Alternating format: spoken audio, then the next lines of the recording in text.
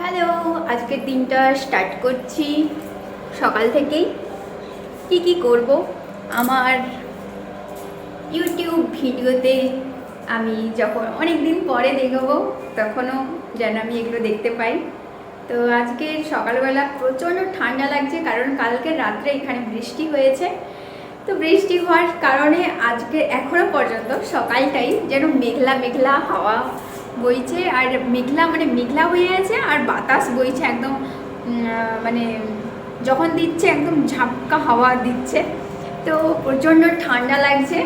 আর আমার সত্যি বলতে আজকের তো ঘুম থেকে উঠতে দেরি হয়ে গেছে অলরেডি। তারপরে ঘুম থেকে উঠে এই যে দেখুন, এই যে পাশে বিছানাপত্র পরিষ্কার করে নিয়েছি।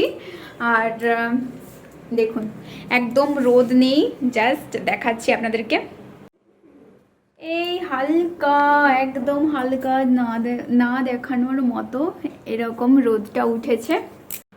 এতদিন যেহেতু সব সময় কথা বলে এসছি যে হ্যালো ফ্রেন্ডস, তারপরে মানে সবসময় ভাবছিলাম যে দেখাবো করব, কিন্তু পরে ভাবলাম যে এটা যখন আমি দেখবো এই ভিডিওগুলো অনেক বছর পরে, বা কখনো মন খারাপের সময় যখন ভিডিওগুলো দেখবো, তখন হ্যালো ফ্রেন্ডস মানে আপনাদেরকে দেখানো নয়, আমি নিজে দেখতে চাই, নিজে ভালো থাকতে চাই। তো সেই জন্য আমি কথাটা মাঝে মাঝে কিন্তু হয়ে যাচ্ছে যে আপনাদেরকে কিন্তু আমি এটা সংশোধন করার চেষ্টা করব। আমি এবার থেকে ভাবছি যে একটু আলাদা টাইপের ভিডিও বানাবো। আলাদা টাইপস মিনস একই রকম, কিন্তু আমি সবসময় ভাবতাম যে সবার সঙ্গে শেয়ার করি, কিন্তু এখন মনে হচ্ছে নিজের জন্য শেয়ার করি, নিজের মেমোরি থাকবে এরকম, যে হ্যাঁ যখন 10 বছর পর হোক, 5 বছর পর হোক, 1 বছর পর হোক, কালকের হোক, আমি যেন মনে করতে পারি যে হ্যাঁ আমি এরকমও একটা দিন কাটিয়েছিলাম। তো আজকে সকাল সকাল উঠেই ঠান্ডা ওয়েদারে আমার মাথা মনে হয় খারাপ হয়ে গেছে, তো সেই জন্য এরকম বকর করছে। তো কালকের যে সকালবেলা, কালকের না পরশু দিন এরকম ব্রেকফাস্টে কেটেছিলাম তরমুজ। তো সেই তরমুজের হাফটা মতন ছিল ফ্রিজে। আর এখন তো ফ্রিজ থাকার জন্য আমাদের তো খুবই সুবিধা হয়েছে, কারণ যে কোনো জিনিস জোর করে খেতে হয় না, যতটাই মন চায় ততটাই খেলাম, তারপরে কিন্তু রেখে দিলে সেটা ভালো থাকে, বেশ ভালো। তো সেই জন্য সেই ফ্রিজের মধ্যে তরমুজটা আছে, তো সেই অর্ধেক তরমুজটা আমি এখন বের করে আজকের ব্রেকফাস্টে ওকে তরমুজ দেব। আর এই যে পড়ে আছে, আমি দেখাই আপনাদেরকে, এইটা আছে, তো এটা আজকে বাবারে, এই যে তরমুজটা বের করব, আর এটা কেটে আজকে ব্রেকফাস্টে এটাই কিন্তু খাওয়া হবে। তো চলুন কেটে ফেলি। তরমুজটা কেটে ফেলেছি, ভীষণ লাল বেরিয়েছে। এটা আমার বর পছন্দ করে নিয়ে এসেছিল, দেখি খেয়ে কি বলে, মিষ্টি খাওয়াই কিনা। এখানে একটু ড্রাই ফ্রুট দিয়েছি। তো এখন চলে এসেছি রান্নাঘরে। আর রান্নাঘরে আজকে অনেক কিছু কাটাকুটি করেছি, অনেক কিছু নয়, তো দেখাচ্ছি কি আছে, কি হবে, তাহলে বুঝতে পারা যাবে যে কি রান্না হতে চলেছে আজকে। 3টে আলু ছাড়িয়ে রেখেছি, এটা আলু সেদ্ধ হবে, এটা উচ্ছে ভাজা হবে। ডালটাকে ভিজিয়ে রেখেছি, মুসুর ডালের পাতলা পাতলা আজকের একটু টক ডাল করব, একটা আমচুর দেব এতে। তো এইটা করব। আর করব এই যে পালং শাক দিয়েছিল, তো পালং শাকের তরকারি করব। তো এগুলোই করব। তো কাটাকুটি হয়ে গেছে, উচ্ছে ভাজাটাকে ফার্স্ট বসিয়ে দেব। তো প্রথমেই আমি এখানে দেখাই, গ্যাসটা মুছে ফেলেছি। তো এখন কিন্তু ডালটা বসিয়ে দেব, আর উচ্ছে ভাজাটা এই কড়াইতে বসিয়ে দেব। এটা যেহেতু লোহার কড়াই, তো সেই জন্য কিন্তু তেল মাখিয়ে রাখি এতে। এখন গ্যাসটা ধরিয়ে দিই। এই যে ডালটা এখন ফুটছে, একটু লবণ দিয়ে দেব যাতে তাড়াতাড়ি ফুটে আর তাড়াতাড়ি হয়ে যায়। তো এই যে হলুদটা দিচ্ছি না, কারণ হলুদ হয়ে যাবে পুরো কড়াইটা, পরে দেব। আর এটা ডিম সেদ্ধ বসিয়ে দিয়েছি, কড়াইটা কেটে গেছে, তো এখন দিয়ে দেবো উচ্ছে। আর এখানে এই যে কি বলে, হাঁড়িতে দিয়ে দিচ্ছি আলু। এটা আলু সেদ্ধ হবে।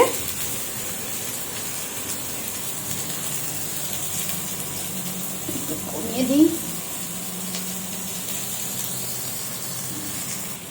এটা হচ্ছে পালং শাকে দেবো, তাই জন্য একটু আলুটাকে কেটে নিয়েছি এরকম।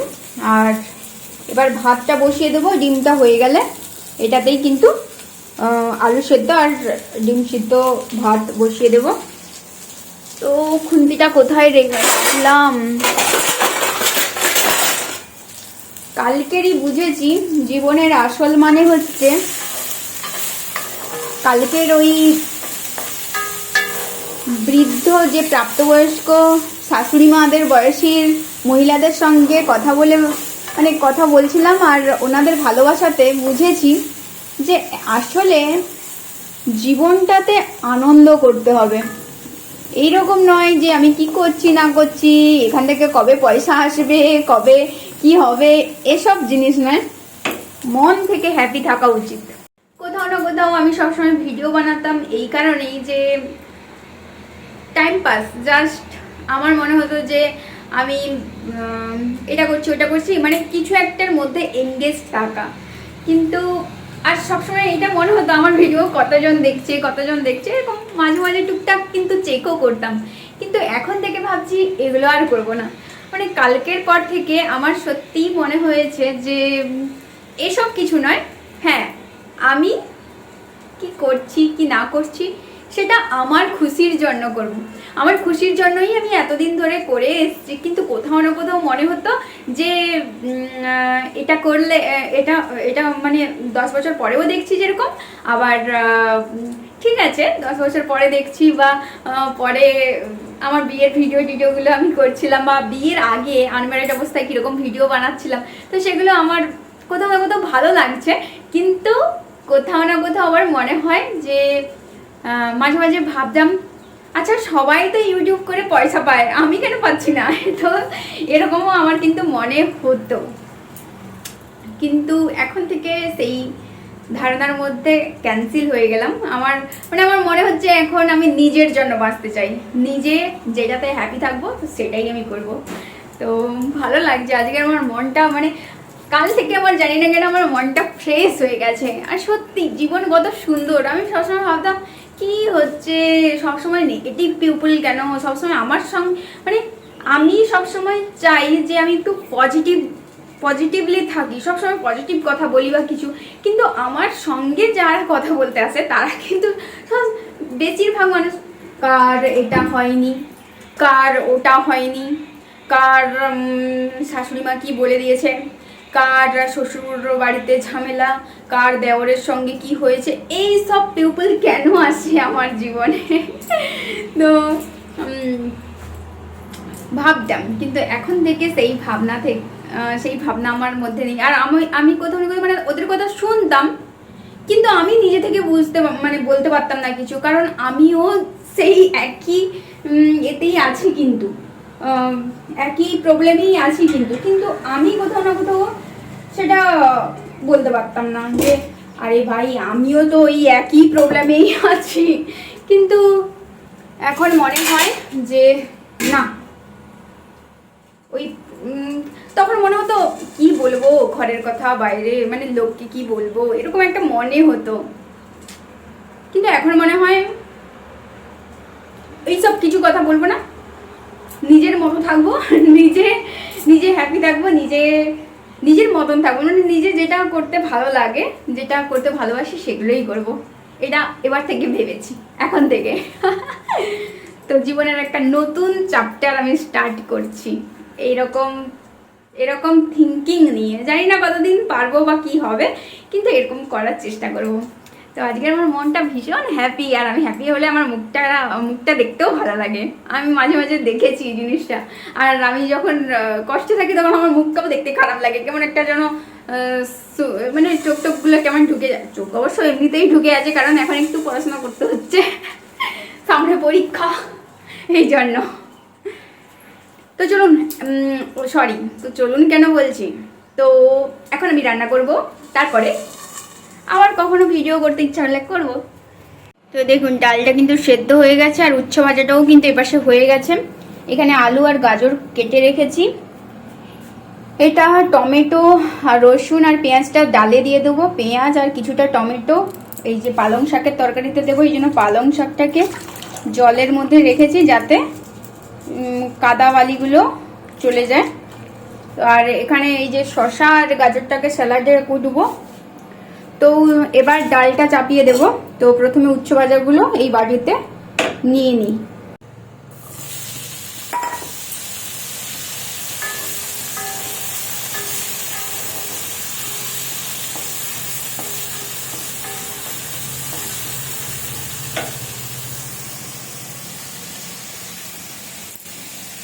আজকেরও মনে হয় বৃষ্টি হবে, আকাশের অবস্থা কিন্তু খুব একটা ভালো নেই, দেখতেই পাচ্ছেন।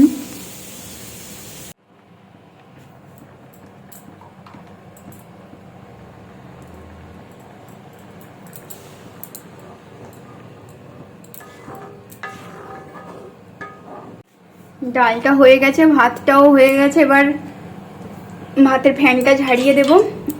আর বড়িগুলো মা দিয়েছিল, তো আজকের বড়ি দিয়ে পালং শাকের তরকারি করব। অলরেডি এই যে আলু আর গাজরটাকে ভেজে নিয়েছি, আর সেই কড়াইতেই ডালটা চাপিয়ে দিয়েছিলাম, তো তাই জন্য এই যে একটু একটু ডাল লেগে আছে। কিছু অসুবিধা নেই, পালং শাকের সঙ্গেও ডাল খাওয়া হয়। একটু ভালোভাবে বড়িগুলো ভেজে নিই।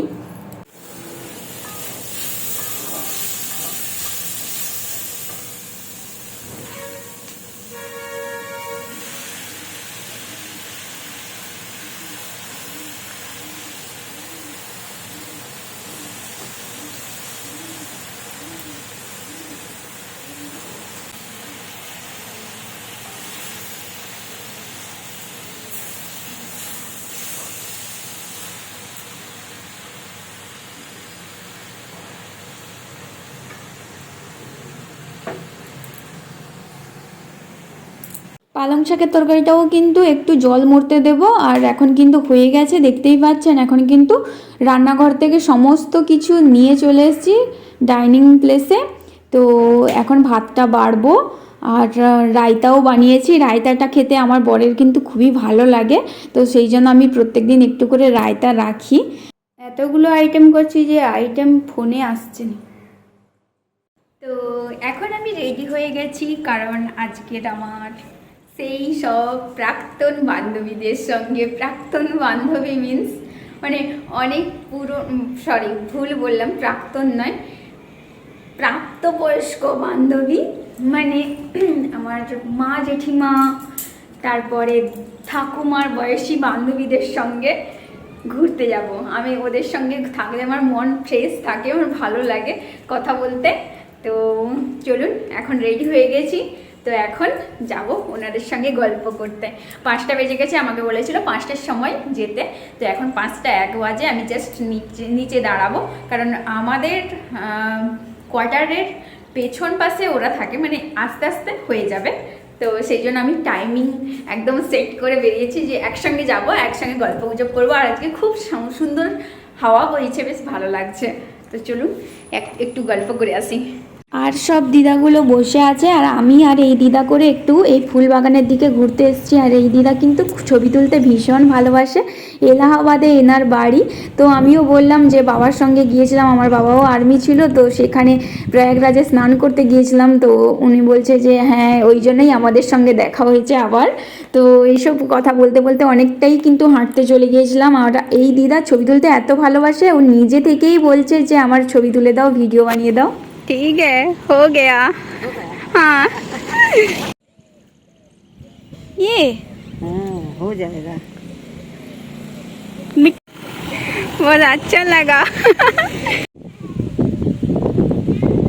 ठीक है, हो गया। দিদা কিন্তু এইখানে নিয়ে এসেছিল এই গ্রাউন্ডটাতে।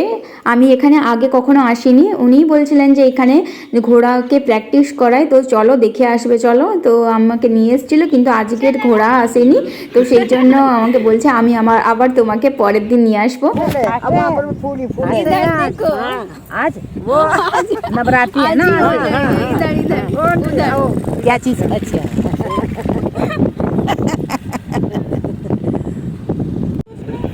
लौकी नहीं होती है, लौकी बता रहे हैं, और जड़ के बाजू में मच्छी गाड़ते हैं। हम करने लगे क्या होता है, मेला लगता है।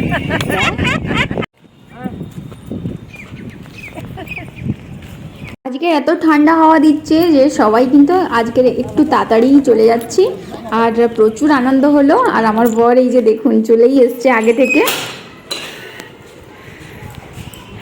কি গো কখন এসছো? এখন আমি ঘুরে চলে এসেছি। আজকের আমার বর দরজা খুলছে।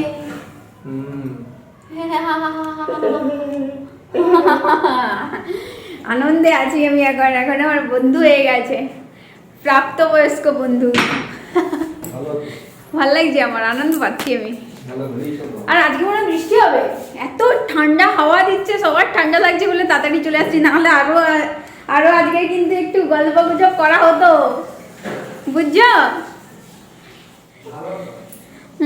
আজকে তো বিশাল ভালো লাগছে।